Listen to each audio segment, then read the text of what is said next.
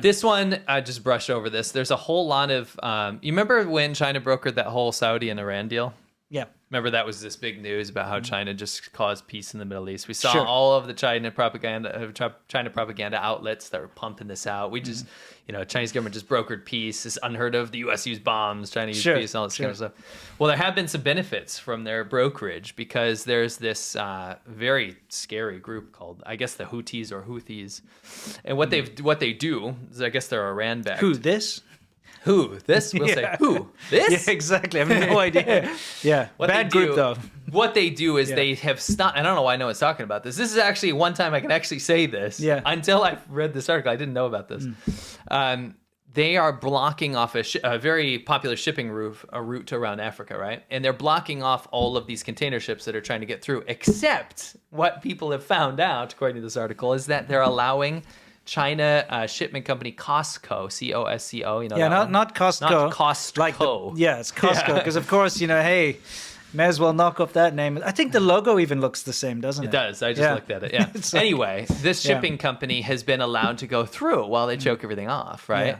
This is also being tied to something about oil money in Panama, which was a follow-up here with this article. There's a whole swath of information about it. It's down, I put the link down below. Links in the description. But importantly enough, it's interesting to see whenever there's an unsavory state in someone's conversation, it's always China that's getting a free pass from that. Yep. Or an unsavory state like the Taliban. Sure. China's rushing over there to make diplomatic ties right off the get-go. It's kind of crazy. They have a lot of ties with terrorist organizations. Yeah, it's kind of nuts, right? Anyway, what have we got next? Chinese PLA-linked vessels map the Indian Ocean for submarine warfare. I thought this was just relatively tied to this. So, again, this is one of those things that you like to always talk about. This is dual-use technology. Yes. And what is dual-use technology? It's basically when the Chinese government says, we're doing something for something, but actually it's just for military purposes. You can say we're developing a gun to shoot rats because there are rats everywhere. But meanwhile, it's a high-powered rifle that's meant to kill humans. Yeah. But you can say it's for one purpose, but you actually use it for another purpose. They do this with everything. Satellites, with mapping technology, all this. It's always like they say it's meant for a civilian thing, but it's actually dual use. It's supposed to be a military thing. Yeah, so what they're doing here is mapping the sea, of course, the bottom of the Indian Ocean. The reason is that they will need that area for energy supply if they invade Taiwan. So they're trying to map this out. Again, I don't like to see... We never put a time limit on like when Taiwan's going to get invaded and all this kind of stuff. Of course, it's up to things like local politics in Taiwan. It's up to, does China feel like they can confidently pull it off? It's up to the whole global order of whatever's happening. But to see that so many steps being taken all the time that is escalating this further and further is never nice to see. So China's exports fell for the first time in 7 years as domestic demand dips. Why? Well, what happened was we're constantly bombarded over and over again. I think this actually pertains to the first clip we showed, that funny one that we're laughing at, right? The one with the people talking about the New Year's of China's goals, the CCP. Yeah, the vitality is...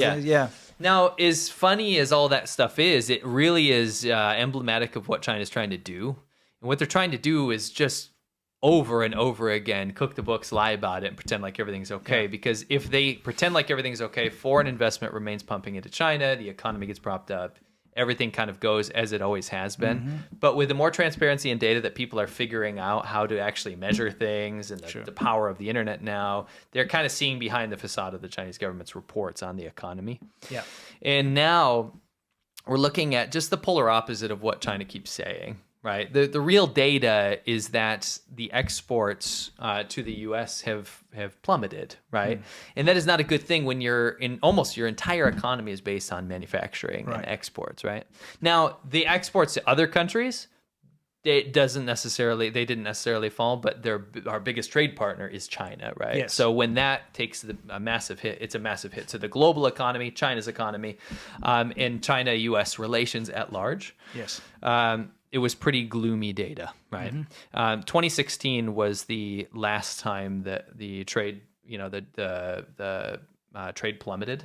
Let me actually look at. 2016? Why was that? 2016 was the last time. There was just a huge global demand prior and post that time, right, for Chinese-made goods. Okay. But you look at it, like, you look at 2008, you can kind of explain that away. Yeah, there was the financial crisis. People don't have money to go buy their cheap Android tablet or whatever. Makes sense, right? Yeah. The next dip, much less bad than that, was 2016. But Yeah, I'll look get at us out of there. 2022. We're But 2019 was bad, but that's COVID. That's COVID, right? Yeah. That can be explained away. Yeah. Now we're in an organic economic time where people have money, they have money to spend.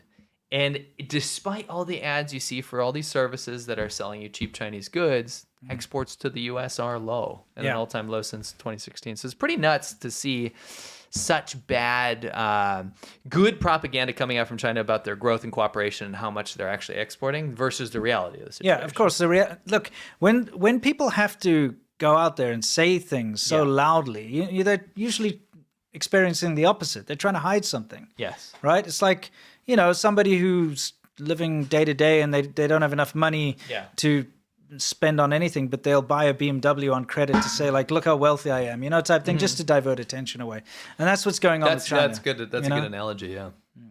I knew a dude like that. Did you? He basically had to pay off this BMW he bought new, but he was like living That's a real with, example. Yeah, he was living with like 12 people in a scummy flat in a very bad place in South Africa. Just so that he could rich. have that BMW, Poor guy. That's like obviously a mental thing, Yeah, he was a douche. Oh, okay. It was all about his image, obviously. Yeah. Kind of like China. It's all about their image. I'm saying you have to be you kind of have to be in a bad place mentally to care about your image that much. Yeah, You know what I exactly, mean? exactly. Anyway, yeah. Let's see. What do we got? So, Share of share imports from China. Have a look. We're on a dip now.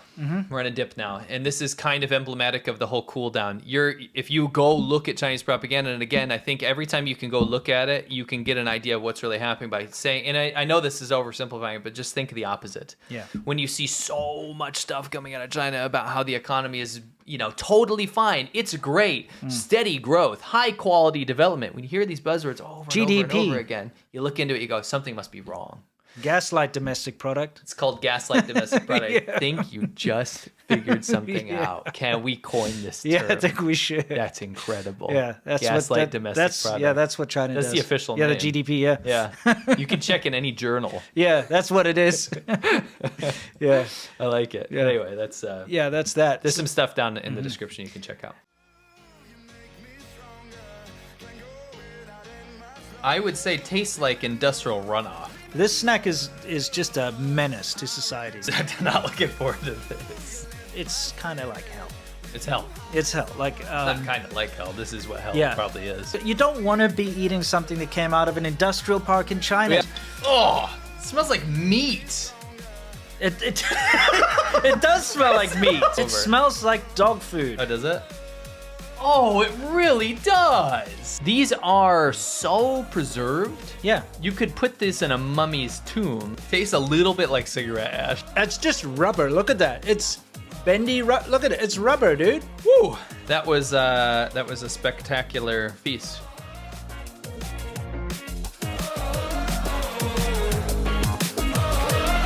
When I close my eyes, I can almost see it.